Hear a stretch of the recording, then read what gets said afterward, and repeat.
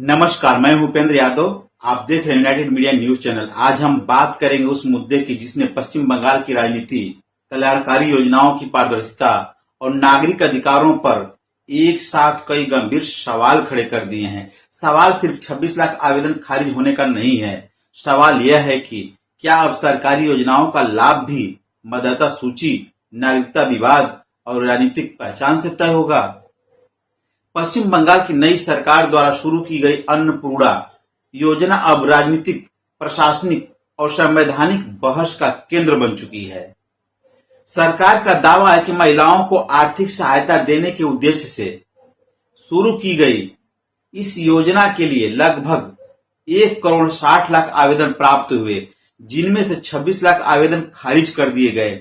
सरकार का कहना है कि ये आवेदन पात्रता की शर्तों को पूरा नहीं कर रहे थे, जबकि विपक्ष और कई सामाजिक संगठनों का आरोप है कि यह केवल प्रशासनिक कार्रवाई नहीं बल्कि सामाजिक और राजनीतिक छटनी तक का एक नया मॉडल बनता जा रहा है।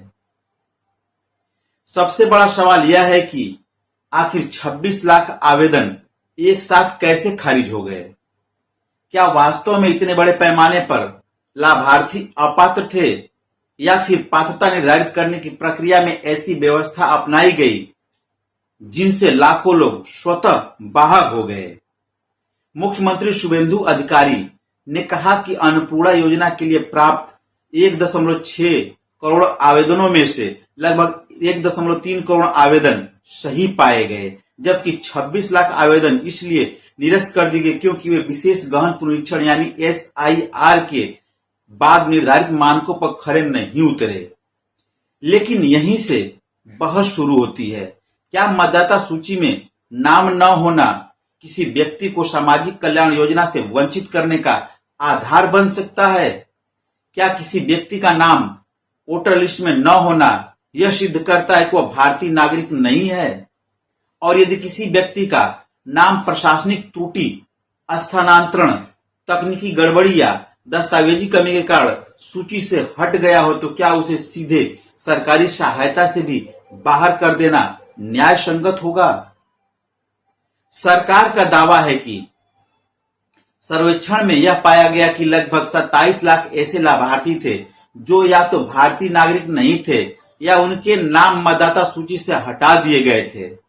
इनमें मृत व्यक्ति, स्थानांतरित हो चुके लोग और कई कथित रूप से कई खातों के लाभ लेने वाले लाभार्थी भी शामिल थे। यदि यह दावा पूरी तरह सही है तो निश्चित रूप से सरकारी धन की सुरक्षा और पारदर्शिता के लिए कार्रवाई आवश्यक है। लेकिन यदि इस प्रक्रिया में वास्तविक लाभार्थी भी प्रभावित हुए हैं तो यह एक गंभीर मानवीय और प्रशासनिक संकट का विषय बन जाता है। यहाँ एक और महत्वपूर्ण प्रश्न उठता है। सरकार ने कहा कि लक्ष्मी भंडार योजना के लाभार्थियों में लगभग 10 लाख पुरुष पाए गए। यदि ऐसा है तो यह पिछली व्यवस्था को गंभीर खामियों को उजागर करता है। लेकिन साथ ही यह भी पूछा जाना चाहिए कि क्या इतनी बड़ी संख्या में त्रुटियां होने के बावजूद वर्षों तक कोई ऑडिट, सत्यापन या जवाबदेही नहीं तय की गई? और यदि नहीं की गई तो इसकी जिम्मेदारी किसकी बनती है? अन्नपूर्णा योजना का आगमन भी अपने आप में राजनीतिक महत्व रखता है। यह योजना पूर्ववर्ती सरकारों की महत्वाकांक्षी लक्ष्मी भंडार योजना की जगह लाई गई है। लक्ष्मी भंडार योजना को आर्थिक रूप से कमजोर वर्ग की महिलाओं के लिए एक सामाजिक सुरक्षा कवच के रूप में प्रस्तुत किया गया था। लाखों महिलाओं के लिए यह केवल आर्थिक सहायता नहीं बल्कि घरेलू निर्णय क्षमता और आर्थिक स्वतंत्रता का एक माध्यम भी बन चुकी थी। ऐसे में जब किसी पुरानी योजना को समाप्त कर नई योजना लागू की जाती है तो सबसे बड़ी चुनौती यह होती है कि वास्तविक लाभार्थियों को नुकसान न हो। लेकिन पश्चिम बंगाल में उठ रहे सवाल बताते हैं कि इस संक्रमण काल में लाखों परिवारों की आर्थिक सुरक्षा पर अनिश्चितता के बादल मंडरा रहे हैं। एक अन्य विवादास्पद पहलू नागरिकता और कल्याणकारी योजनाओं के संबंध का है। मुख्यमंत्री ने स्पष्ट किया कि बांग्लादेश से आए उन शरणार्थियों को लाभ मिलता रहेगा जिन्होंने नागरिकता संशोधन अधिनियम के तहत आवेदन किया है या जिनके मामले अपीली ट्रिब्यूनल में लंबित हैं। यह बयान अपने आप में कई संवैधानिक और राजनीतिक प्रश्नों को जन्म देता है। यदि किसी व्यक्ति की नागरिकता का मामला अभी विचाराधीन है तो उसे अस्थायी रूप से लाभ मिल सकता है, लेकिन यदि किसी अन्य व्यक्ति का नाम मतदाता सूची में नहीं है तो उसका लाभ रोक दिया जाता है। क्या यह दोहरी नीति नहीं है? क्या सभी नागरिकों के लिए एक समान मानक लागू किए जा रहे हैं? और यदि नहीं तो इसके पीछे प्रशासनिक तर्क क्या है? विशेषज्ञों का मानना है कि किसी भी कल्याणकारी योजना का प्राथमिक उद्देश्य सामाजिक सुरक्षा होना चाहिए, न कि पहचान संबंधी विवादों का समाधान। यदि सामाजिक योजनाएं नागरिकता जांच का माध्यम बनने लगे तो इससे समाज के सबसे कमजोर वर्गों में भय और असुरक्षा की भावना पैदा हो सकती है। इसी बीच इस तथ्य ने भी बहस को और तेज कर दिया है कि विशेष गहन पुनरीक्षण यानी SIR के बाद लगभग 63 लाख मतदाताओं के नाम सूची से हटाए गए और लगभग 27 लाख मामले अब भी अपीलेट ट्रिब्यूनल में लंबित हैं। इतनी बड़ी संख्या में मतदाता सूची से नाम हटाने का अर्थ केवल चुनावी प्रक्रिया तक सीमित नहीं रह जाता।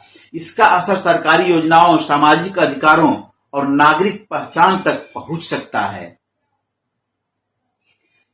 एक और महत्वपूर्ण मुद्दा, आवेदन प्रक्रिया की जटिलता। अन्नपूर्णा योजना के लिए 12 पृष्ठों के आवेदन पत्र को लेकर व्यापक आलोचना हुई। सरकार का कहना है कि वास्तव में केवल 4 पृष्ठ ही भरने थे, लेकिन सवाल यह है कि ग्रामीण क्षेत्रों, कम शिक्षित महिलाओं और डिजिटल संसाधनों तक सीमित पहुंच रखने वाले नागरिकों के लिए क्या इतनी जटिल प्रक्रिया व्यवहारिक थी? भारत में कल्याणकारी योजनाओं की सफलता केवल बजट से तय नहीं होती, बल्कि इस बात से तय होती है कि अंतिम व्यक्ति तक लाभ कितनी सरलता और सम्मानजनक तरीके से पहुंचता है। यदि आवेदन की प्रक्रिया ही इतनी कठिन हो कि लाखों लोग प्रारंभिक चरण में ही बाहर हो जाएं, तो योजना के उद्देश्य पर प्रश्न चिन्ह लगना स्वाभाविक सी बात है। सरकार ने चालू वित्तीय वर्ष के लिए इस योजना में 36,000 करोड़ रुपए के बजट का प्रावधान किया है। यह एक बहुत बड़ी राशि है, लेकिन जितना बड़ा संघ बजट उतनी ही अधिक पारदर्शिता, जवाबदेही और स्वतंत्र निगरानी की आवश्यकता भी होती है। क्या सरकार आवेदन खारिज करने के प्रत्येक मामले की सार्वजनिक समीक्षा कराएगी? क्या प्रभावित लोगों को अपील का अवसर दिया जाएगा? क्या त्रुटिपूर्ण तरीके से बाहर किए गए लोगों को पुनः शामिल करने की कोई पारदर्शी व्यवस्था बनाई जाएगी? यह भी याद रखना होगा कि कल्याणकारी योजनाएं केवल आर्थिक कार्यक्रम नहीं होती हैं, वे सरकार और नागरिकों के बीच विश्वास का आधार होती हैं। यदि लोगों को यह महसूस होने लगे कि उनकी पहचान राजनीतिक स्थिति या प्रशासनिक त्रुटियों के कारण उनका अधिकार छीन सकता है, तो लोकतांत्रिक संस्थाओं पर विश्वास कमजोर पड़ सकता है। राजनीतिक विश्लेषकों का मानना है कि यह विवाद आने वाले समय में केवल एक प्रशासनिक मुद्दा नहीं रहेगा, बल्कि यह सामाजिक न्याय, नागरिकता, चुनावी राजनीति और कल्याणकारी राज्य की अवधारणा पर व्यापक राष्ट्रीय बहस को जन्म दे सकता है। विपक्ष इसे गरीबों और महिलाओं के अधिकारों पर हमला बता रहा है, जबकि सरकार इसे भ्रष्टाचार और फर्जीवाड़े के खिलाफ अभियान के रूप में प्रस्तुत कर रही है। लेकिन इस पूरे विवाद के केंद्र में एक सामान्य महिला खड़ी है, जो यह जानना चाहती है क्या उसे अगले महीने आर्थिक सहायता मिलेगी या नहीं।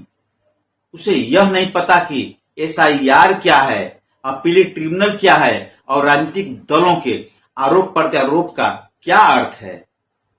वह केवल यह जानती है कि सरकार द्वारा वादा की गई सहायता उसके परिवार के जीवन यापन का महत्वपूर्ण हिस्सा है।